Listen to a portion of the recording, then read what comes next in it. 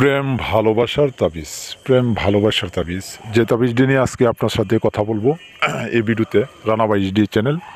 আর আমি আছি আপনাদের মাঝে রানাভাই।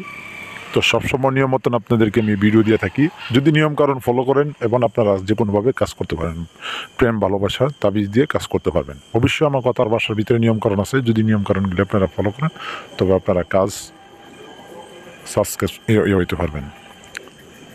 তো কাজটা হলো যে স্ক্রিনে যে নকশাটা দেখছেন, অবশ্যই আপনারা নকশা নিচে মূলত জিনিস নাম ঠিকানা সব কিছু বলে দিব। কেমনে কেমনে দেখতে এটা আগে বলে দিছি এবং অন্যান্য ভিডিওতে বলে দিছি। আপনারা যদি এটা দেখেন তখন আপনারা এই নকশাটা আপনারা লিখবেন সবুজ রঙের কালি দিয়ে, সবুজ রং। তো সবুজ রং আপনারা কী দিয়ে বানাবেন আপনাদেরকে বলে দিই। কুমকুম গুছানা,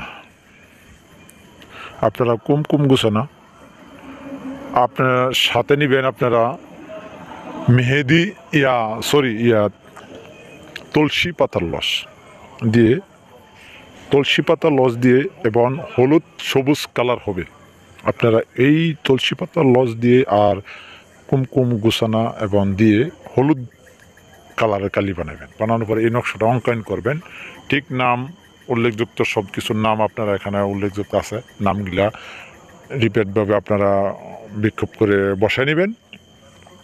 আপনারা শুধু একটা তাবিজ লিখবেন। তবে লিখবেন কীভাবে? অবশ্যই ভালো করে উজু করবেন, নামাজ আর রুহানি শক্তি তো থাকতে হবে। এখন রুহানি শক্তির জন্য অনেক কিছু করেন আপনারা। রুহানি শক্তির হলো ওই মন, রুহানি তাবিজ বা পাথর। তো সবচেয়ে থেকে প্রিয় জিনিস হলো আপনাদের পাথর। যারা কবিরাজি নিয়মিত শিখবেন, কাজ করবেন, তারা পাথরের একটা প্রয়োজন। পাথরটা অনেক দামি। আর তাবিজ আছে মোটামুটি মূলত দামটা কম, এরা বেশি দিন অ্যাকশন করে না। কিন্তু রুহানি যে পাথর আপনারা গ্রহের সাথে মিলে নেবেন, এটা কিন্তু খুব দামি এবং এটা দিয়ে আপনার যে কোনো কাজ আপনি লেখলে, নকশার নিয়ম মতন লেখলে আপনার কাজ 100% হবে।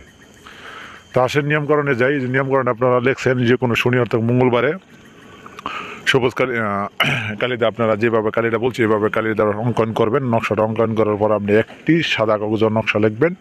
লেখার পর একটা লোহার মাদুলি বা তামার তাবিজের ভিতরে ভরবেন, লোহাতে না তামাতে।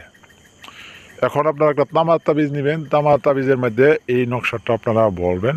আর অবশ্যই আপনারা লেখার আগে দুরূদ শরীফ পড়বেন, দুরূদ ইব্রাহিম 3 বার।